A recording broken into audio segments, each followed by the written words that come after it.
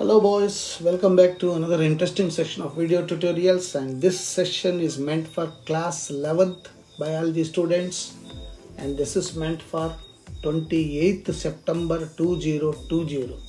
Now you will be happy to note that we have come to the last chapter, chapter number 22, chemical coordination and integration, and in this we will be studying about endocrine system, a very important system called endocrine system.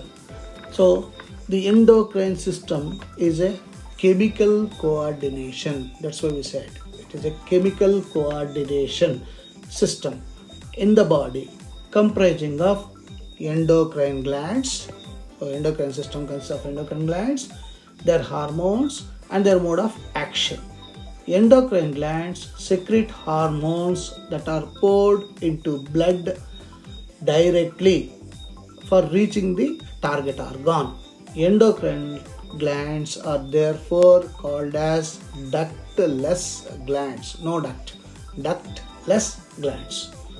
And mainly we have got two systems that coordinate and help in human activities. One is the nervous system, which we have studied in our previous chapters, and endocrine system. And what are they? What exactly they do? Nervous system, as we all studied, transmits electrical impulses, through neurons. We talked about K plus and Na plus, 3 Na plus in, 2 K plus out. We said electrical potential. Remember? And in endocrine system, it transmits chemical as well as biological messenger impulses. So here it is electrical, here it is chemical or biological. And here neurons in nervous system, it is the neurons that help to transmit the signals. Here it is the circulatory system that helps to transmit the signals. And signal transmission is very fast here because it is electrical impulses. And in this case, signal transmission is slow but still effective. Effect is localized, as I said, and here throughout the body, effect is widespread. That's how, compared to nervous system, endocrine system will be better. And what is a gland? First of all of you know gland is a tissue. Basically, a gland is a tissue. And what does it do? Having tissue means many cells will be there, group of cells will be there. They have same structure and shape, size, all that, properties. And what do? They secrete some chemical substances called hormones. And what is the difference between a gland and an endocrine gland? Normally, anything that is called gland, so let's say it's a group of cells we said. So many cells will be there. And these cells will be secreting chemical substances. And once they secrete the chemical substances, then there will be a duct. And whatever they secrete, these chemicals through the duct will flow and mix with the blood. So mix with the blood, and along with the flow of blood, it reaches to target organ and brings an effectiveness in the target organ. And so this is how a gland works. So whatever chemicals that it secretes, they are called hormones. So basically hormones mix with the blood, but then duct is there. If duct is there and the hormones mix with blood through duct and reach finally target organ, then such a gland we call it as exocrine gland. Whereas the endocrine glands are ductless. That means directly there is a gland, and this gland will be secreting the hormones in 360 degrees fashion. So since there is no duct, directly hormones can be secreted. And what is the advantage? The hormones can reach 360 degrees, fast mix up with the blood, and the blood will take this hormone to target organ. Hence, this compared to exocrine, endocrine will be fast in making or bringing out the desired changes in the organ, target organ. So they secrete hormones. Of course, both exocrine as well as endocrine secrete hormones. So what are the hormones? Hormones are non-nutrient. They are not nutrients, okay? Non-nutrient chemicals and act intercellular messengers, as you are saying. And they are produced in trace amounts, means small amounts, but are very, very effective.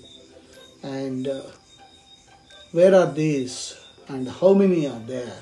So you got in our body, first and foremost, pituitary gland. Where is it? You can see here, it's in the brain, in the skull, within the brain, pituitary gland. And then pineal gland, again that's also in the brain. So in the brain we have got two glands, pituitary and pineal. And then thyroid gland. Where is the thyroid gland? In the neck. You are seeing here, it's in the thyroid is in the neck. And parathyroid, just below the thyroid, this parathyroid will be present. And then thymus, very, very important one, thymus. This is having very good relation with the immune system or immune system. Thymus, it is exactly in the center of the chest. And then we have got adrenal gland. Where are those? A pair of adrenal glands. They are present just above the kidney. Remember when we were talking about excretory system, structure of kidney, two glands will be there on one each on each kidney. That's adrenal. And then you got pancreas. Pancreas will be in the what you call abdominal cavity. And pancreas, of course, is very, very useful, all of you know. And then gonads, in case of men, male, testis will be there. In case of female, ovary will be there. So a pair of testis in the scrotum and a pair of ovary in the abdominal cavity in the female. Left side one, right side one. And let's see what do they do, what are the functions of it. We start with hypothalamus. Where is the hypothalamus? As we said, it's in the brain. Look at this. This is the area, hypothalamus. So below the thalamus and just above the brain stem. So it is just below the thalamus and above the brain stem. It synthesizes and secretes certain neurohormones, nervous related hormones. These hormones regulate the synthesis and secretion of pituitary. So it is controlling the pituitary gland, hypothalamus. Two types of hormones are produced by hypothalamus. What are those? Releasing hormones, okay, releasing hormones and inhibiting hormones. Inhibiting means suppressing an activity. If something is overaction, that overaction can be controlled. That's inhibiting hormones. So hypothalamus is considered as the supermost one. It controls all other glands. And then the hypothalamus synthesizes and releases hypophysiotropic hormones. So what are all the hormones that it secretes? A list, very big list. So remember this. Thyrotropin releasing hormone. First one, TRH. Thyrotropin releasing hormone. Second, corticotropin releasing hormone, CRH. Gonadotropin releasing hormone. I think you're all familiar with this. We were talking during reproduction, particularly menstrual cycle. Gonadotropic releasing hormone. And then growth hormone. You're all growing. Compare yourself. How much height you are having when you are in 10th and when you reach 11th. I'm sure recently in the last 6 months there must be tremendous improvement in your height as well as weight, and that is due to thanks to this. And if somebody is very short, Gidia we say, okay, and in that person there is something wrong with the GH, growth hormone. And then growth hormone inhibiting, this is the problem. Growth hormone is inhibited. And then prolactin releasing factor, PRF, and prolactin inhibition hormone. So both releasing as well as inhibiting. As you are saying, the hypothalamus structure, adenohypophysis, this, and neurohypophysis. These are two structures will be there. And we come to next gland, pituitary. It's a marble sized one, pituitary gland, as you are seeing here. So hypothalamus is the structure here, and here is the pituitary gland, and same thing you are seeing here, structure in our brain. So it's a marble sized gland, small sized one. Location in the bony cavity called sella turcica, and it is controlled by hypothalamus, as just now we said, and other neural mechanisms, and therefore the middleman, divided anatomically into two. This is adenohypophysis and neurohypophysis. Now the same structure you can see here, pituitary gland structure. This hypothalamus, anterior pituitary, that is adenohypophysis, and then posterior pituitary, neurohypophysis. So two parts are there, and you just remember these two parts. Going ahead, what are the hormones that are secreted by pituitary gland? So we have got a list. Pituitary, there are two, as such, anterior pituitary and posterior pituitary. One is GH, growth hormone. Just now I said the importance of growth hormone. It's very, very important. It stimulates growth by stimulating protein synthesis. That's how GH is very, very important.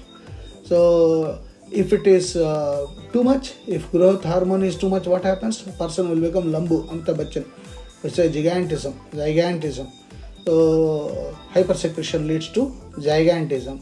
And then what about hypo? If it is less, if growth hormone is less in somebody, then it is dwarfism. Person will be short.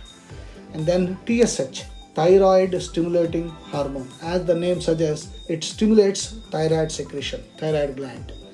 And adrenocorticotropic hormone, ACTH. ACTH, of course, it stimulates the production of steroids by adrenal cortex. And prolactin, this prolactin is again a hormone that initiates the milk production, prolactin. LH, luteinizing hormone. So these are all related to the menstrual cycle. LH and FSH, follicle stimulating hormone. It increases the production of follicles. It stimulates gamete production, secretion of sex hormones, development of follicles, stimulates the Leydig cells of testis, and induces secretion of testosterone, stimulates development of corpus luteum, and ovulation in female. All these are, we will go in particular what they talk. And of course in posterior it is the oxytocin. Oxytocin, of course, stimulates the secretion of milk from mammary glands, causes contraction of uterus at the time of childbirth. When mother gives birth, about to give birth to the child, it is the oxytocin that relaxes the muscles of the uterus so that mother can give birth to baby without much discomfort. And then vasopressin. It is also called ADH, antidiuretic hormone. Of course, in our previous chapter we discussed this. Vasopressin stimulates the nephrons for reabsorption of water, and it stimulates contraction of smooth muscles, blood vessels, and causes rise in BP, we said, if this is related to our blood pressure. And hyposecretion leads to diabetes. So that's why all these glands that are secreted, how many? 1, 2, 3, 4, 5, 6, 7, 8 hormones are secreted by pituitary gland, and they play a crucial role. That's how pituitary gland is very, very important. In our next session we will talk about other glands and the hormones and their functions. Until then, just keep on writing all these, and particularly abbreviations you will ask. Expand TSH, expand ACTH, like that. So keep on practicing. Take care, and I'll see you